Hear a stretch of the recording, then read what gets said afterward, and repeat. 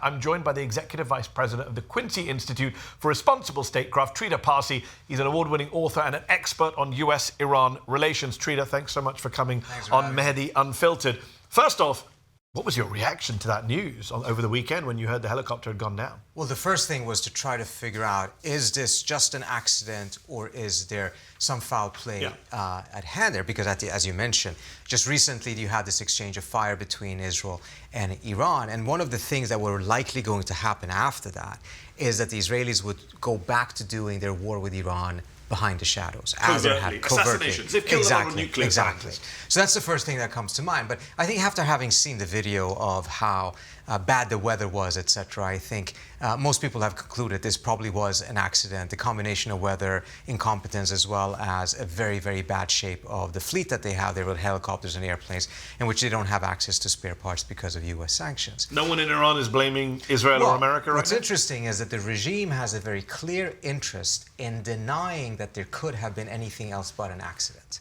Because if there, for instance, had been an Israeli hand in all of this, first of all, it would show that the Iranians failed with their attack last month. They did not establish a new equation. Good point. They did not restore deterrence. And on top of that, the Israelis actually responded by going even higher up and assassinating both a foreign minister and a president. Now, having said that, there's no evidence that the Israelis were behind this. But even if they were, or even if there was a suspicion, the regime has an interest in not admitting it. Moreover, if that was the case and they had to admit it, it would also mean that they would have to respond. Yes. And that's not something they want to do. So the United States, which has done its own fair share of assassinations in the past, Donald Trump killed Qasem Soleimani. The US offered its condolences for the death of President Raisi, but it didn't hold back in its criticisms of Raisi, of the Iranian government. How is the prospective change in leadership inside of Iran being treated here in Washington, D.C., being treated by the Biden administration? I think one of the things that happened when Biden came in is that the regime at the time, remember, it was the Rouhani government. They had held back, they had stayed in the JCPOA, they had moved away from some of the restrictions, unfortunately, but by and large, the key elements of the JCPOA were kept in place. That was all done because of the expectation that Biden will come in and he will go straight back into He said he would. Instead, he didn't. He wasted 10 weeks negotiating with who? The Israelis, to see if they would be fine with him going back in some way, shape, or form. And beyond that, a negotiation strategy that was actually based on using Trump's sanctions as leverage to get a longer and stronger deal. This had a profound impact on the regime's perspective because it showed, first of all, in their view, they concluded that the United States is incapable of providing sustained sanctions relief, which then makes the attractiveness of a negotiation profoundly less. Which is a big thing for Iran, sanctions relief. We've just seen helicopters crash. Critical. But it did another thing. It left people with the impression that it actually wasn't Trump that was the aberration. It was Obama that was the aberration. Because as we have seen now, a lot of Biden's policies are just a continuation of Trump's foreign policy. We see that on the Abraham Accords, in which they're bending over backwards to get a deal between the Saudis and the Israelis. We've seen that on the JCPOA to a large extent, and we're certainly seeing it on China. This is highly problematic because it really undermined the argument and the credibility of those in Iran who said there has to be a way of finding some sort of accommodation with the West. Now it's they're all the same. So I'm old enough to remember, Trita, as I'm sure you are, when Mahmoud Ahmadinejad was president of Iran, all we heard about was Ahmadinejad, Ahmadinejad, Ahmadinejad. Now, all I hear from people is, who cares who the president of Iran is? He doesn't have any power. Which is funny because you told us for years that this guy was going to wipe Israel off the map. Now we're told only focus on Khamenei, ignore Raisi, ignore the presidency. So let me ask you this. What is the role of the Iranian president? Can we expect any big changes during the 50-day presidency of Mohammad Mokbar, the acting president right now, till elections happen? So the role of the president depends on the president. With Ahmadinejad, he clearly was a person with very high views of himself and who wanted to make a mark and defied Khamenei tremendously, particularly towards the end of his term. As you may remember, he actually refused to go to work for 10 days because of a conflict that he had. So he was sitting at home sulking. You saw what Rouhani did. He pushed very hard for an opening with the West and the JCPOA. Raisi was selected by the hardliners precisely because he doesn't have an ounce of creativity or a mind of his own. He was essentially just an implementer. He was someone that was implementing the consensus of the conservatives rather than coming into the presidential office with a mind of his own, with a view of his own, with an agenda of his own. But how does that fit with the idea that he was also going to succeed Khamenei? How can he succeed Khamenei if he's an empty vessel, just as a frontman? Because at the end of the day, that's what the conservatives wanted. They wanted to make sure that the next supreme leader, first of all, would be a conservative, but is not that particularly supreme. At the end of the day, this is what they've been planning. So who will it be now? I'm reading reports that it's going to be Khamenei's son, which would turn Iran into a kind of hereditary monarchy, which was what the Islamic Republic was supposed to get rid of, wasn't it? The revolution would be complete in the sense that it will revolve back to exactly where it was in 1979 with the monarchy. Now, Khamenei has gone publicly and said that he does not think that it should be his son. Okay. There's, of course, rumors, and we know very little because they're keeping these things very tightly. But I think it's safe to say that Raisi very much was someone that they were banking on, and now their plans have to go back to square one.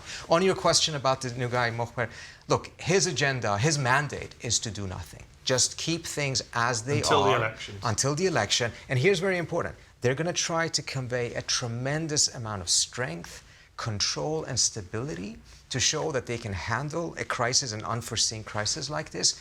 And this is essentially a practice run for when the supreme leader dies. But the truth is, they're not very stable or strong right now. They don't want new elections. The last elections in 2021, turnout was a record low of 48%. There were 3.5 million invalid ballots due to protests. Even people like Ahmadinejad boycotted that election. Are people going to turn up for this one? Well, just see what happened in the parliamentary elections about a week or two ago. You had 42% participation rate nationwide, 7% in Tehran. 7%. And who knows how many of those were invalid votes either. Look, this is what has happened. The hardliners have been working hard to control all levels of power and exclude not only conservative, reformists and centrists, but also other conservatives that they didn't trust. And as a result, the people have lost faith in the idea that change can come through the ballot box.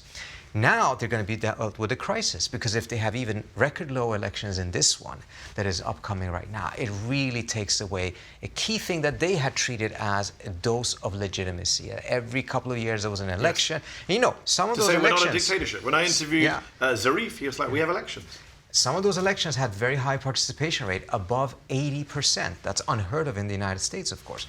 It wasn't because the people were trying to legitimize the system. It was because people were desperate for change. And if you could get change peacefully through the ballot box, all you had to do is stand in line for a couple of hours. That's actually a pretty attractive option. But not any longer, because there's really no choice on the ballot box. So, in 2021, the Guardian Council, which is responsible for vetting potential candidates, it disqualified, I think, something like nearly 600 candidates, left 7 on the ballot paper, Raisi plus 6 unknowns, basically rigged the election in his favour. Is that what they'll do again in 50 days? Most likely, but first of all, on that statistic, that's actually not as bad as it was previous years. Previous years, you had more than 1,000 candidates. And then, of course, only about 10 or 11. What happened last time is that out of the 7, only 1 of them was a non-conservative. And it was a very unknown person who they felt was a safe bet. No one would vote for him, even though he wasn't a conservative. The question is, will Khamenei this time around actually recognize that the direction they're going is, even for their own sake, a very bad one, and as a result, open up the spectrum and allow candidates that otherwise would not be able to run? I doubt it, but there's some people in Iran who are hoping that perhaps Khamenei is realizing the crisis he's in, and this is a way out, to actually let people use the elections to be able to bring about change. It's not going to be the fast or even profound change that a lot of people in diaspora wants. But if you're sitting in Iran and you're only looking at some bad options and you see one that is slightly better under the current circumstances, many people will take that. You've helped me segue to my last question. I wanted to bring it back to the US. You said the less bad option, which is a lot of people are debating about November here. Who is the less bad option, Biden or Trump, on many issues, especially Gaza at the forefront of people's minds? On Iran, you mentioned earlier Biden has continued a lot of Trump policies. What he did do, though, is prevent the recent exchange of fire between Israel and Iran from getting out of control. What would a Donald Trump have done in that situation? Are you worried that the return of Trump, with even more hawkish people around him, General Michael Flynn might be back, and he's obsessed with Iran, as we know.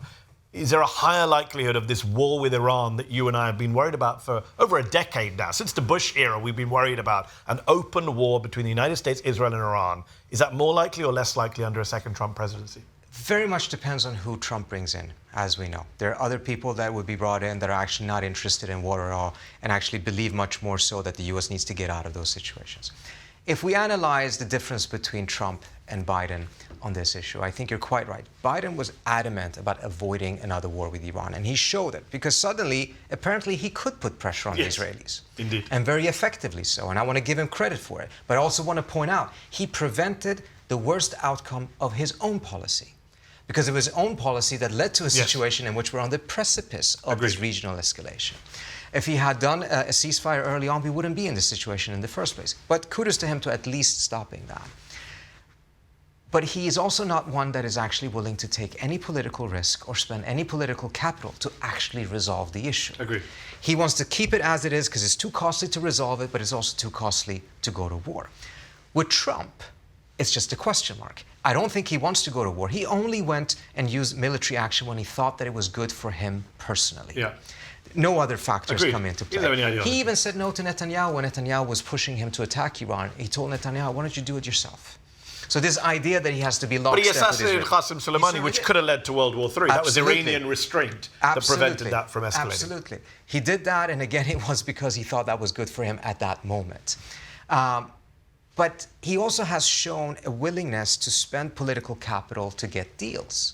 Not necessarily good deals, arguably. He tried with North Korea. Almost every president for the last 25 years have done nothing but kick the can down the road with North Korea. He was willing to try.